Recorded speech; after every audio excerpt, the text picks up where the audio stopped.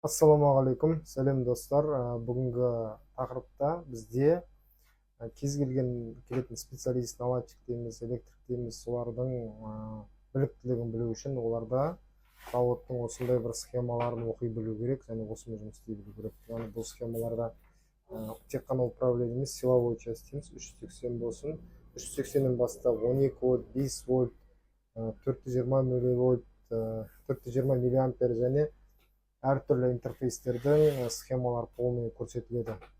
Яғни осы схема жұмыс істеп, осы схемамен точно істелген кез келген зауыт ол дұрыс жұмыс жасайды. Сондықтан осыған қатты аса мән беріңіздер. Егер келген маман бұндай схемамен жұмыс істемейтін болса, оған қатты күмәндануға болады. Өйткені қазіргі уақытта сіз проблеманы шешесіз, яғни зауытыңызда кез келген фабрикаңыз қосасыз, бірақ болашақта оның басқа жерлеріне қалай әсер ететініне бір құдай біледі. Сондықтан осындай мамандардың келіп жатқан біліктілігіне қатты мән беріңіздер.